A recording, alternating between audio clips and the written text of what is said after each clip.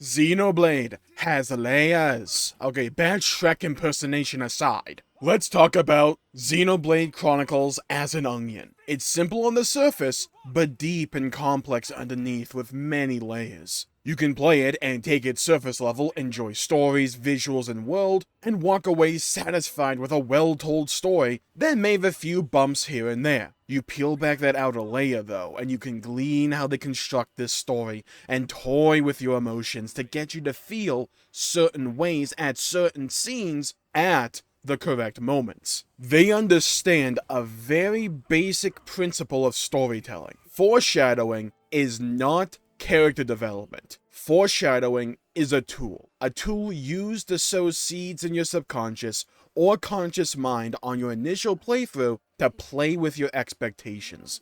Xenoblade 1, 2, and 3 all operate under a simple principle. You have a narrative, one with characters, arcs, motivation, and emotion, and you tell it front to back and wrap it up with a bow by the end, and you walk away from it feeling satisfied in the game that you just experienced. However, in my opinion, the true beauty of this franchise comes and lies in the details. The small little decisions they enact at each step of the way that enhances each scene with extra emotional gravity and engaging character development and growth. A lot of the time, the series does this through its use of parallel characters, where character A and character B will have similar origins or overall motivation, but something specific will happen or some nuance will be had in their motivation that differentiates them from each other. One of my favorites to point out lies in the contrast between the antagonists of 2 and 3, specifically Jin and N. Jin is a character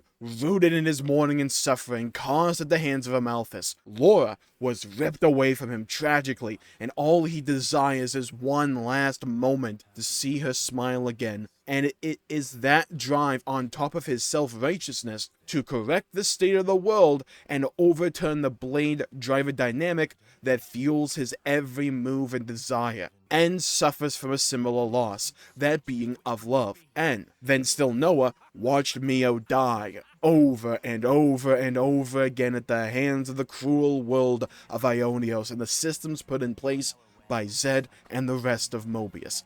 And instead of rebelling against that world and tearing it all down, it grates at Noah over time, coming to a head when Zed shows him each of these moments one after the other, until he loses hope, and he accepts the deal given to him by Zed, to fight for the endless now, preserve this present moment, and he can have Mio back permanently. Give in to those worldly systems of oppression, and become a tool to perpetuate them for your own self-preservation, and Noah does just that. Two characters in different games tackling a similar motivation, that being love, in two distinctly different ways. Jin wishes to eliminate humanity, while N ends up furthering the systems in place. And that's one of the charms of how Monolith create these stories that can be viewed as independent narratives, but flow together and feel connected even without the plot points that connect them. These characters, motivations, and stories have parallels to one another, so the story may feel like a Xenoblade story, even on a subconscious level. Let's take a look at the odd one out that I just didn't name.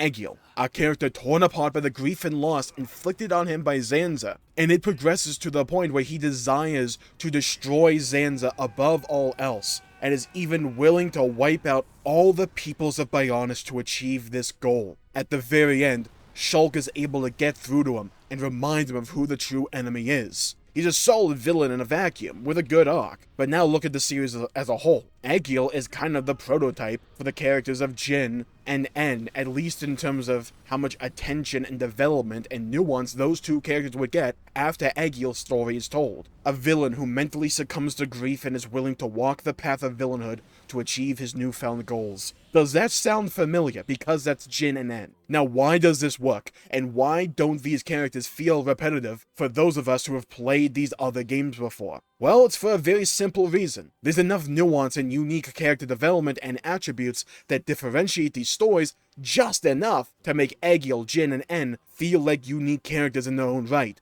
and fulfill the narrative goals of these characters that they set out to accomplish within the confines of their own game. Egil is willing to forsake an entire Titan's worth of people to get his revenge on Zanza, for the pain and suffering Zanza caused to the people of Mechonis. Jin, however, has systemic criticisms of the blade and driver dynamic on Allrest, as well as Indal, as a whole, but he is further fueled by the personal loss of Laura, who had a deep relationship with Jin, and who Jin cared very deeply about. Laura being killed was his trigger, so he sets off on his quest, eventually teaming up with Malice and the rest of Torna to tear Indal apart, get revenge on Amalthus, and destroy the world to break the cycle and get his one last moment with Laura. And as I said before, doesn't succumb to anger or a sense of revenge like Egil and Jin did. Au contraire, instead, he wishes to preserve the present moment and is willing to side with those who constantly ripped Noah and Mio apart, becoming Mobius to freeze his moment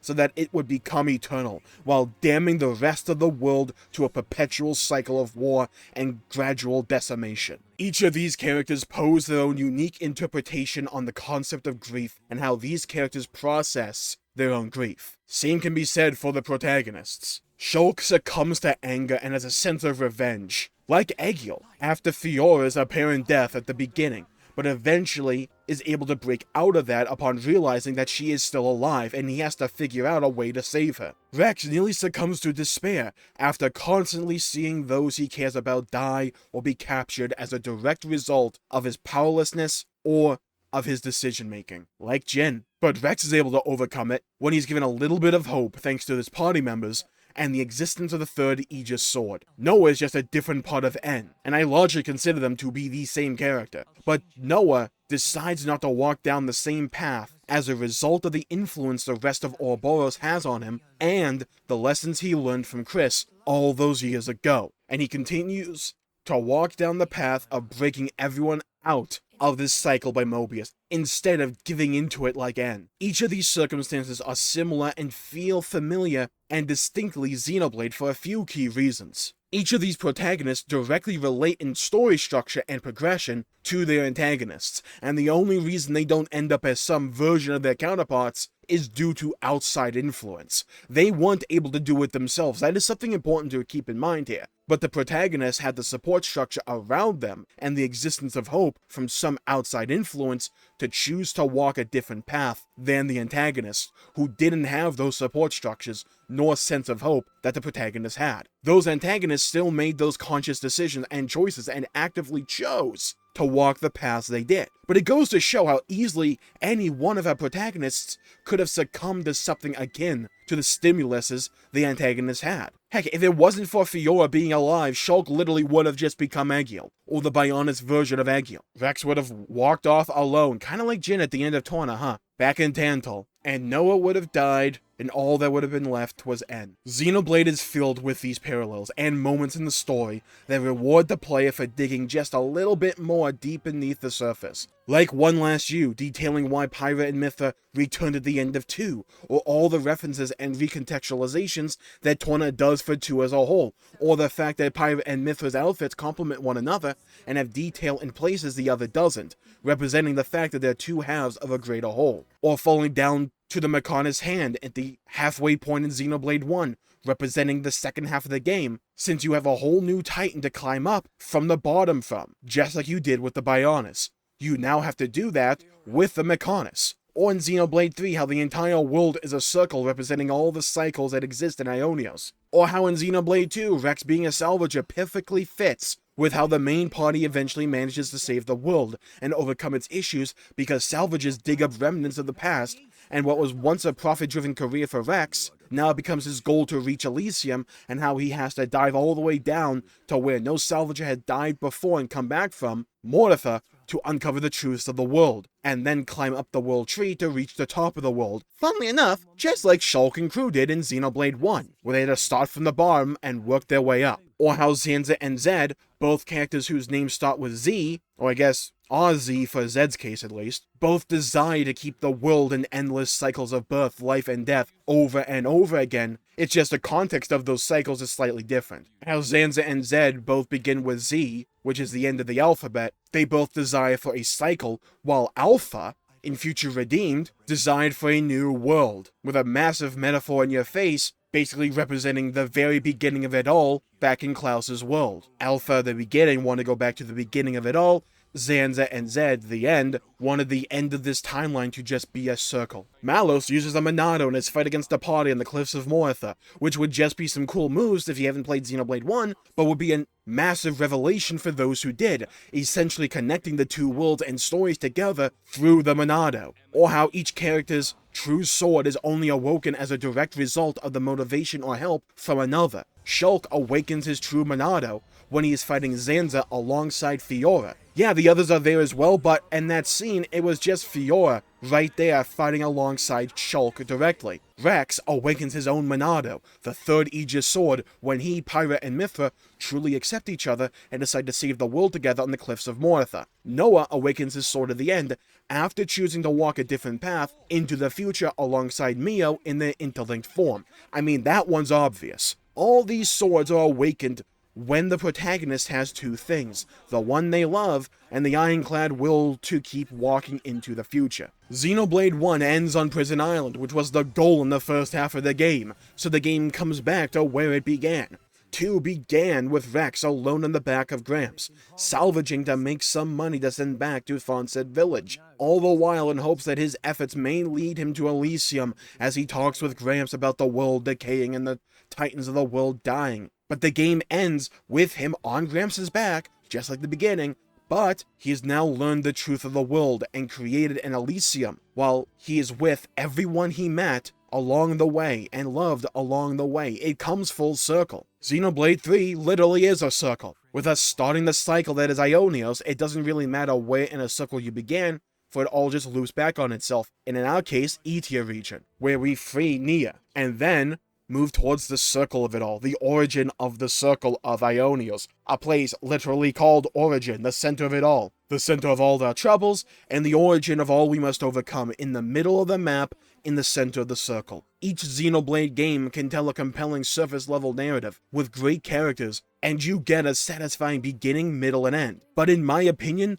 the beauty of Xenoblade Chronicles as a franchise is the fact it can pair that amazing surface-level narrative alongside these deep and complex mechanisms that operate just below the surface that you may not even notice on an initial playthrough. But if you keep your eyes and ears open, you may notice a few of them and grow a deeper appreciation for the game that you are playing. Funnily enough, one of my favorite examples of this comes from the character of Zeke from Xenoblade 2, a character mocked for his over-the-top comedy and goofy characterization. However, later on, he becomes one of my favorite characters as a whole, story-wise, and honestly a character deserving of his own video. He's a Blade Eater, someone who has part of Pandoria's core crystal embedded in him surgically by Amalthus to save his life, but due to this, he has greatly expanded capabilities. He's very strong, and this is covered up initially in the veil of his wacky over-the-top anime humor and mannerisms. You can actually see the wound from his core crystal if you look close enough, before it's revealed in Letheria. This is a great example of something Xenoblade loves to do. Usurp your expectations and play with them, which is a concept I've talked about a lot on this channel. Xenoblade 1 elects to undermine your expectations right from the start with killing off Fiora and having Shulk descend into anger and revenge instead of just being a goody two-shoes anime protagonist, which is the vibe he got from him before this moment. Xenoblade 2 relies heavily on overt anime humor and tropes in its first half to lull you into a false sense of security, so that when you get to Temperantia in Chapter 5, everything changes and the emotional gravity of the narrative you are experiencing increases tenfold, and suddenly a lot of those little scenes and moments you wrote off initially as just tropey beforehand become recontextualized and fall into place as moments building to all these payoffs. Zeke is one of the prime examples where his comedic speed and mannerisms are explained because he is extremely capable, because he's a Blade Eater. Malos is a villain who by all means and by lesser writers would have just been a villain, hell-bent on destroying the world and would utilize Torna as mere tools. And yeah, he is kind of that way in Torna, but in Base 2, after finding Jin, he actually cares about Jin and is willing to engage in conversations to ascertain the emotional state of Jin. Not just for his own ends, but because he cares about Jin and the rest of Torna. He trusts Jin, as shown in Mythra when Jin tells them not to attack. He doesn't just rage at Mikhail for questioning why they are doing what they are doing, and instead treats him like someone who is just not there yet, and wanting him to. He views them as people. Xenoblade is full of little moments like this, where they take familiar tropes and play with them to make their characters and these moments stand out on their own and feel unique while lending themselves towards the betterment of the story as a whole. That is the Xenoblade onion. There are layers, and as you peel them back more and more, you discover something else that makes these stories tick. Because I have by no means detailed all of these little details. Each scene is riddled with them, and they all flow into each other more and more than the last. So tell you what, let's do an announcement. I'm starting a new series. This will be a long-term, big, easily my largest project I've ever done on this channel. This will be a big series, and it will be entitled, at least right now, unless I think of a better name, The Chronicles of Xenoblade.